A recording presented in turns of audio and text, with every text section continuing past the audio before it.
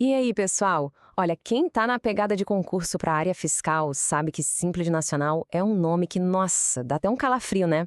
É um tema denso, cheio de detalhezinhos e por isso mesmo é uma chance de ouro. Dominar esse assunto não é só um diferencial, é o que pode de fato garantir a aprovação. Então, bora desvendar juntos os pontos que realmente caem em prova. Pois é, né? Qual que é o grande terror nas provas de direito tributário? A legislação é gigante, cheia de pormenores, e as bancas examinadoras, claro, adoram explorar justamente as partes mais cabeludas. Então, é aqui que o jogo vira. O segredo, gente, não é só decorar a regrinha geral. É dominar as exceções, aqueles detalhes que a maioria passa batido. Pense nesta nossa análise como um mapa para gabaritar aquelas questões que eliminam a concorrência. Bom, vamos começar pelo começo, né? Pelo alicerce de tudo. Antes de pensar em qualquer sessão, a gente precisa ter os conceitos fundamentais na ponta da língua. E tudo, absolutamente tudo, começa com os limites de receita bruta. Primeira coisa, a microempresa, ou só ME, como a gente costuma chamar. Ela é basicamente o primeiro degrau do Simples Nacional. E a regra aqui é bem clara, toda baseada num teto de faturamento por ano. E o número que tem que estar na cabeça é esse aqui, R$ 360 mil. Esse é o teto da receita bruta anual para uma empresa ser considerada uma microempresa. É fundamental gravar bem esse valor. Beleza. Depois da ME vem a empresa de pequeno porte, a EPP. A lógica aqui é bem simples. Ela começa exatamente onde a ME termina e vai até um limite bem mais alto. E esse limite vai lá para cima, R$ 4.800.000. Então, para resumir, se a receita bruta anual for maior que 360 mil, mais igual ou menor que 4.800.000, pronto, essa empresa é uma IPP. Olha que legal essa comparação. Fica super claro, né? De um lado, a M, com seu teto de 360 mil, do outro, a EPP, que vai desses 360 mil até os 4.800.000. É o tipo de resumo que salva na hora da revisão final. Ok? A base está firme? Então agora a gente vai mergulhar naquilo que as bancas de concurso adoram, os detalhes, as pegadinhas no cálculo da receita bruta. Porque não adianta só saber o limite, tem que saber o que entra nessa conta. E aqui, gente, está a primeira grande pegadinha de prova. Empresa que está começando, o limite não é o valor cheio, tá? É proporcional. E o detalhe do detalhe que derruba muito candidato é esse aqui. Fração de mês conta como mês inteiro. A empresa abriu dia 31, para a lei, aquele mês valeu. Cuidado com isso. Agora, olha que interessante essa regra da exportação.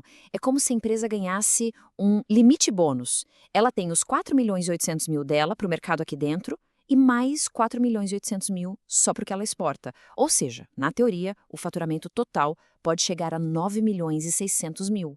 Isso é muito específico e as bancas adoram. E essa tabela aqui ajuda demais a organizar as ideias. O que entra no cálculo?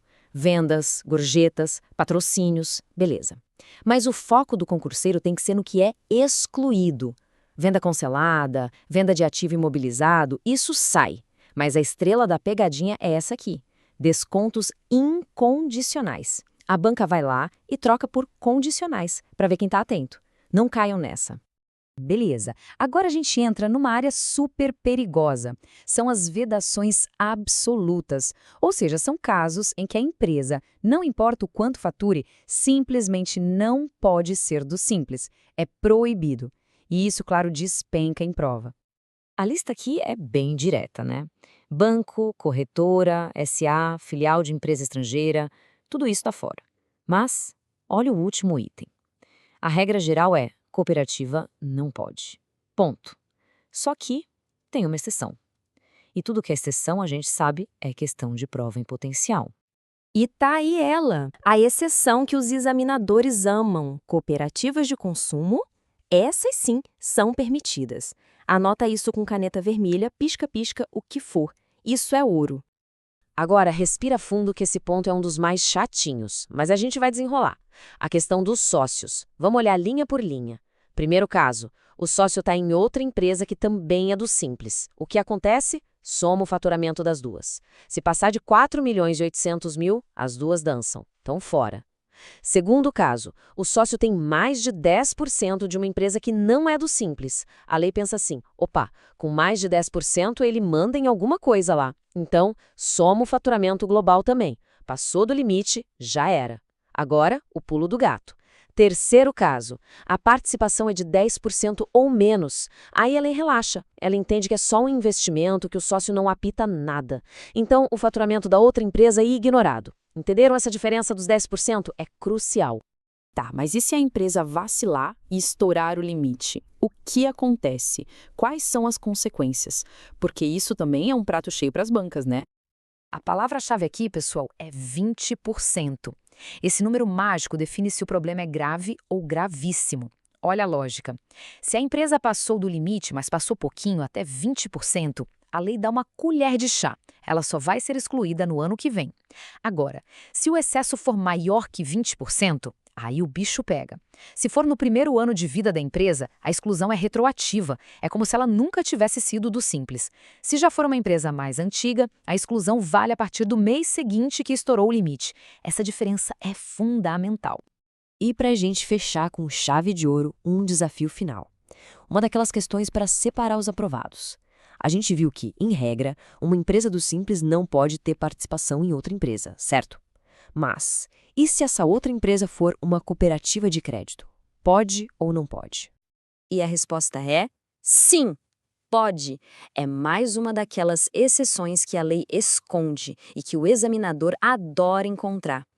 E no fim do dia, é isso. Quando o assunto é Simples Nacional em concurso, o jogo não é só saber a regra, é ser o mestre das exceções. É nesses detalhes que muitas vezes mora a tão sonhada aprovação.